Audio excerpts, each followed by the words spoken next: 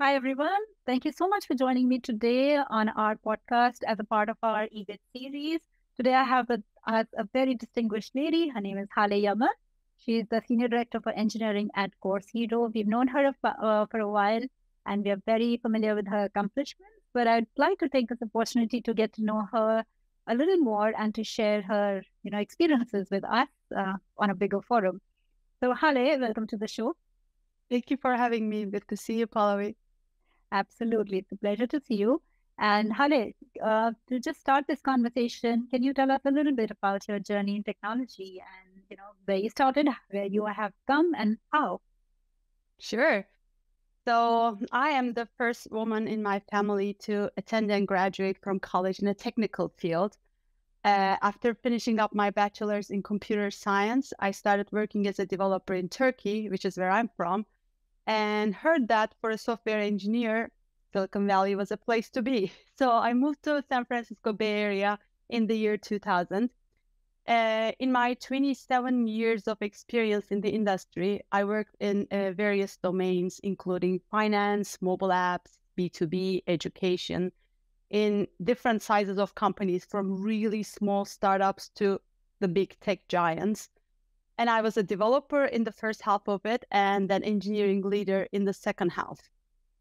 I am currently a senior director of engineering at Coursera, which is a popular learning platform used by a global community of students and educators. I am also a leadership and executive coach, and I'm passionate about diversifying the tech space and an advocate and public speaker for women in technology in particular. Yes, that totally ties in, with our efforts to amplify women's voices too. So, with you being in the industry for so long, having broken the barriers of your own family first and the education, levels that you'd always see, you've broken that barrier. You've come to a foreign land, and you've been in technology, which was generally more male dominated earlier. Especially a few years ago. Can you share how you broke through, how you managed to get your voice heard, how that experience was? Yeah, it was never easy, honestly. As a woman, I was always the minority. I went to a science high school, and we were maybe like a 10%, 10 to 15% of my class. It was a little bit better in the technical university I attended. In the CS, one third of it were women. And when I started working, the ratio dropped tremendously. I was actually worked for a few companies where I was the only women engineer. And it got better over time, but dropped again when I moved to leadership positions. So my tactics changed over time too. And, this is both due to, as you said, in the recent years, more increased awareness of DEI topics, but also because I grew more comfortable in my own skin. And there was a time, and I'm not proud of this, but there was a time earlier in my career where I knew a ton about cars, to a point that when a car passes by, I could tell you not only the make, model, year, but also the engine size, the horsepower, 0-60 time, all of that. And honestly, I didn't start learning about them because I was particularly interested in cars, but because it was one of the main topics of my peer group. And in an effort not to be sidelined, I felt like I had to know a lot about them. This is how it started. Mm-hmm. So that initial strategy morphed over time to search for a common ground instead of that full assimilation. Right. And then eventually me deciding to show up as authentically as I could and hope that the value I bring to the table is important enough for the other party to do their fair share to make the conversation inclusive. With that, do I still have to do something extra to ensure my voice is heard? Still, absolutely. And there are times, go ahead. No, I love this. I love this idea of, that's why we have when in Rome, do as Romans do. So you probably tried to do that first and, got your voice heard. And then you took the time to let them understand who you are as an individual. Which is, I think that works. That's a great tactic. Yeah. And honestly, there was a part of people getting to know me, but also there was a part of me growing up, I'm going to say, to, like, this is who I am. So, and times are changing. So why don't you do your share too, to make the conversation inclusive? Yeah. So discovering yourself and then putting yourself out there. Yep. Exactly. And be comfortable in your skin. Like, Yep. And, but I mean, it doesn't mean that I reached the destination. There's still a lot of work to do. As I said, I'm still employing some tactics to ensure my voice is heard. And it's like sometimes paraphrasing what I said, sometimes, looking for the additional data points to make the message land better. Sometimes it is, is this the right angle, the right person, right time, and all of those things. So they are still things that are going through my mind still to this date. But what I realized, Pallavi, is although I've come a long way in self-advocacy, I am much more fierce when it comes to advocating for others. Yeah. It is so much easier for me to say that, hey, you're repeating what she said, or it was her idea, rather than saying it was my idea, you're repeating my words. So I really lean into that. And by leaning into that, by lifting others up, by supporting others, I hope to use that fierceness to make the world a more just, more equitable place, specifically for women in technology, but for any of the minorities, again, like women minorities, the majority of minority. But that is something that comes more natural to me, to advocate for others. Whoa. So more power to you, Hale, for giving. So basically, if you're saying you get more fierce in making sure that the others are getting an opportunity or uplifted or not being sidelined, that's huge. That's probably what the world really needs that. And, I think in that journey, when you're trying to uplift others, you're also, maturing your own self and you're growing internally too. Yeah, definitely. And making the environment a little bit better too. So much more. Yeah. And everybody needs that positivity. And then I think it's a ripple effect, right? When others see you doing this, they're also encouraged and they step in and do more. Very true. Yeah. That's beautiful. That's lovely. So, Hale, you did say that you're an executive coach, and I wanted to understand, what your approach to mentorship is, and how you have incorporated that into your organization. Yeah. So, some people are natural mentors, and we really are super lucky to have quite a few of my organization, but we didn't have a formal structured program. So last year, 2 women engineers approached me, and shout out to Jyoti Shetty and Soumya Sitaram here. They approached me to brainstorm about how we could make it an official and structured program. I'm passionate about this, so it was an easy yes from me. And we looked in our HRBP and came up with resources, guidelines, processes, etc. Since this was going to be the first program in the organization, first official program in the organization, we wanted to secure the supply side of this whole place. So we confirmed a few mentors beforehand, and then asked for nominations for both mentors and mentees, matched them accordingly, and ran a pilot in the engineering last year. So we were talking about, how it impacts the women in technology and whatnot. In our pilot program, Pallavi, we had equal representation from both women and men. And our ratio is not 50-50 in engineering. So this was another sign to me to see how real the need is for that mentorship for women in technology. We don't have enough representation, not only in the leadership positions, but also in higher level individual contributor roles too. So, and if you think about it in a larger space, there are still advancement barriers, pay inequities, family work-life imbalances for women in the workplace. And mentorship is a great way to address those, build connections, real connections, and work through charting your path to your goals, gaining skills, and learning new things. So that was a really starking thing for me to know that attendance level. And in general, mentorship and mentors and coaches and sponsors to a certain extent, they help you unlock your potential and get you where you want to be in a much shorter time, right? Right. And the playing level is not filled at the moment. So this is one of the ways we can work to close that gap for women, at least. Right. Yeah. And as you rightly said, like a lot of times these mentors may not, they may just unlock your own potential. They're not teaching you anything new, but, just the connection and the network can help you discover your own, greatness. Yeah, very true. Very true. Sometimes all we need is a little push or a spotlight in our blind spots. Right. So, Hale, tell me this. I mean, my next question would have been, how can companies structure result-oriented programs that unlock every team member's full potential?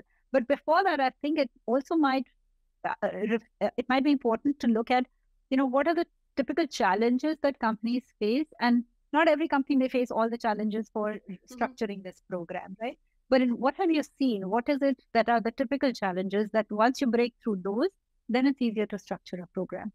Yeah, I think first thing is basically, thinking from a company point of view, and also the bigger climate of tech that we are at this moment in time.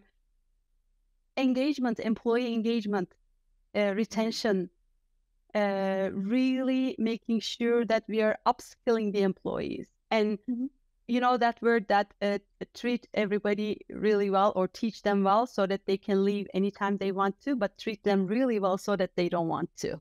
So that fine balance of upskilling and keeping them engaged and have them growing is one of the biggest things, I think, at this point. And if the company is bought into that, so that's one part of it, is if the company is excited and have resources to spend on that, that's one big part of it. And the second part is sometimes it is kind of a grassroots moment like we had, right? We were just in the engineering group, can we make something happen? And having those individuals that are willing to do the work and at least speak for it, fight for it, if they come together, it is really, really magical.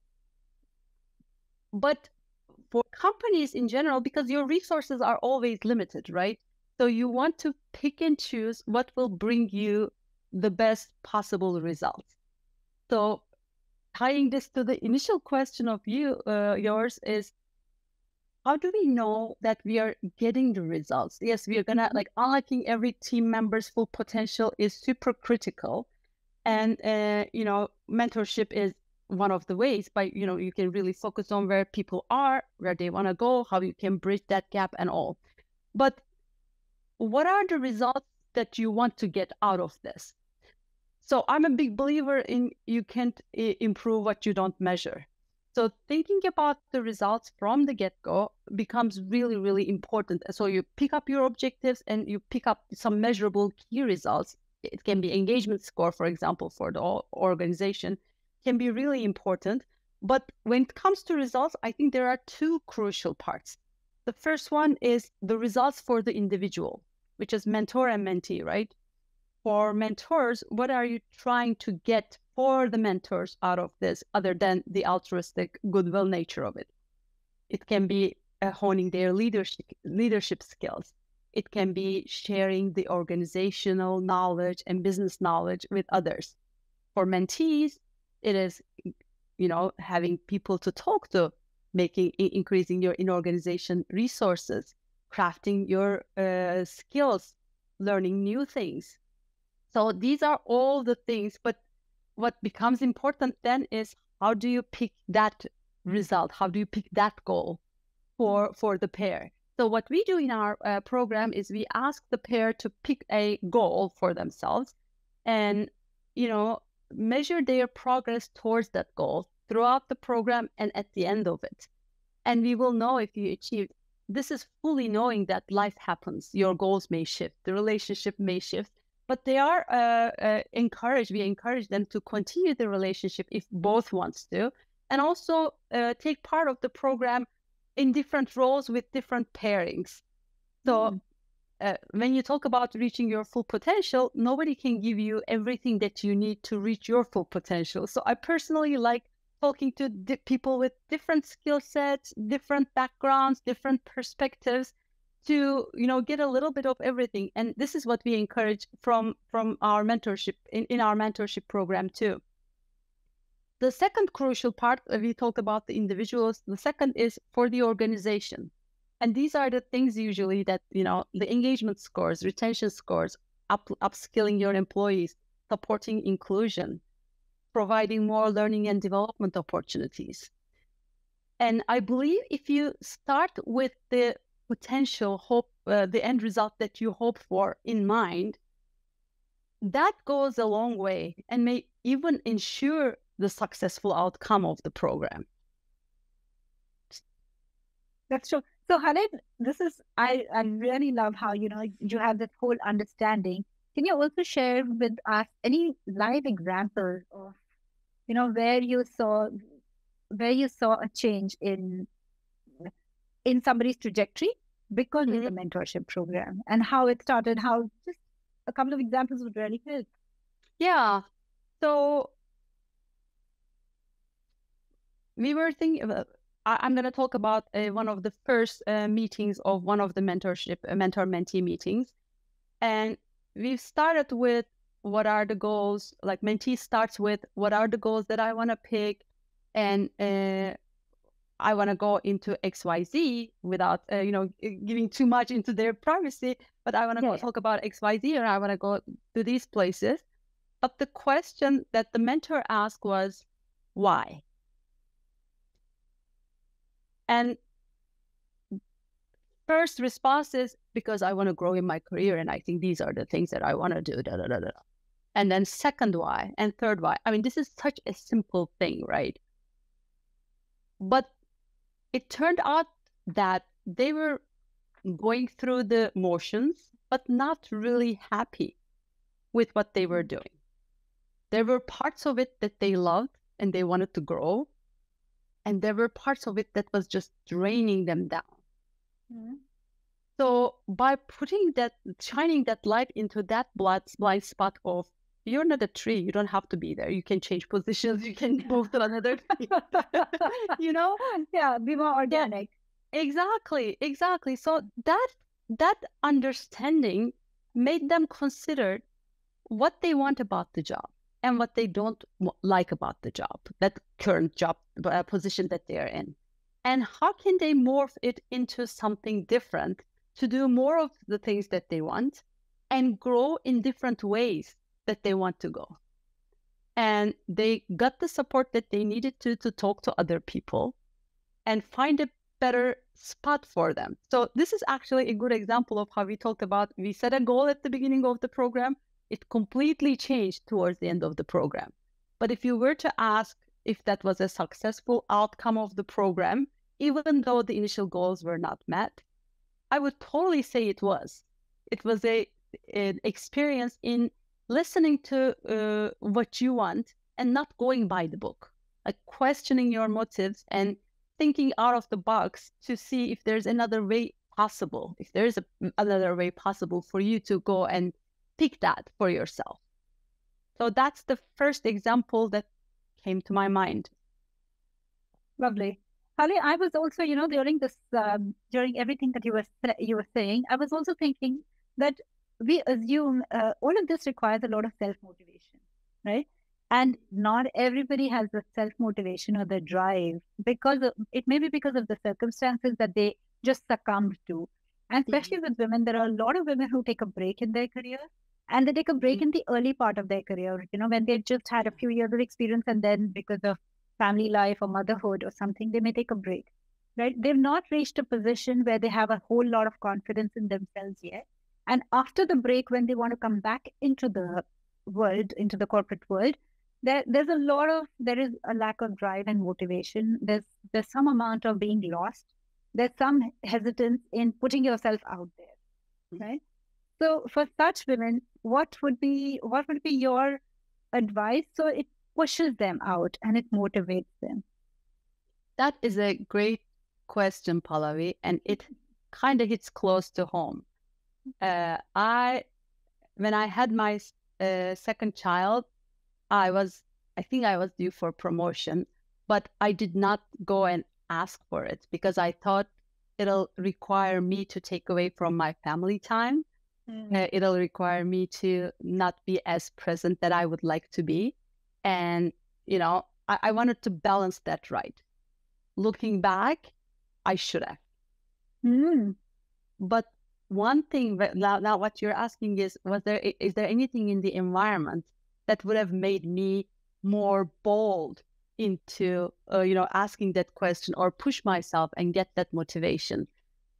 And that is, there are two parts of it. Let me start with two parts. I don't know if we're going to end up with two parts, but there are two parts of it. It may be lack of motivation, but I think it is more of a complete unlack of planning and making sure that we do all of it all at the same time. So one part of it is really looking at what you want to do, and are there other people that you can go and talk to? So that is the representation part of it.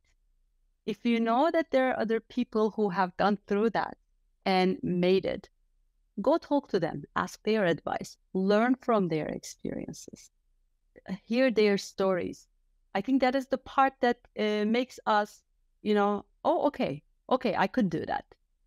Or learn from what they didn't do. Like I'm regretting it. I totally deserve that promotion, but I didn't put myself out there. So that can be motivating too. And the second part is a little bit about the environment. So if there is a mentorship program available, it is easier to take part of it, be a part of it, rather than going and asking for somebody to be your mentor. So two parts, representation and available opportunities. Right. So that they can be pushed a little bit out, or it is not a push, it is easier for them to grab. That's so true. And sometimes I also feel, Hale, that you may not have a formal mentorship program available to you, but there could be mentorship opportunities lying right in front of you, right? And I think everybody should take that small step. Sometimes it feels like it's a huge step to go ask somebody, but even if you just strike a conversation and want to get to know somebody better, like somebody who's more experienced, somebody whom you respect, somebody who you like the trajectory of, just a conversation can open up a lot of your own doors. And I feel like in those times, you have to trust your own intuition, judgment, and intelligence to absorb it. Yeah. It's all out there. Which is very true. And that's a great point. Asking for somebody to mentor you sounds like a big ask. And you're, especially if it is the first time, if you don't know that person, you're kind of locking yourself into that relationship and asking a lot of time from them too. There are a ton of micro mentorship, micro menteeship opportunities. You just learn something from that person, and it is really a low-hanging fruit in that sense that you're just having a conversation and you're having that micro learning moment. And then you have another conversation maybe at another time with somebody else. So it can be diverse. It doesn't have to be one person. And definitely whenever they're out there, as you said, this makes it so much social, so much organic, so much conversational, yet you come out with something very meaningful for your growth at the end. Yeah, and you don't understand, sometimes the other person may also gain a lot. Like he or she may sound like he's way out of my league or way up there.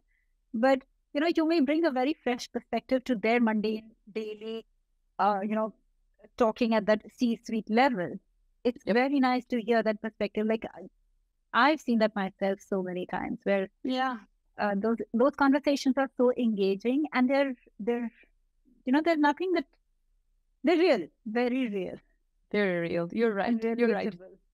Yeah. I think that is one of the not so talked about benefits of mentorship programs. Everybody, identifies for organization and mentees. There's a lot for mentors in there too. That is just that is just more hidden than the rest of the obvious ones. I love that point. There is a lot for the mentors as well. So don't shy away from asking for advice, help, thoughts. Sometimes you're not even asking for an advice.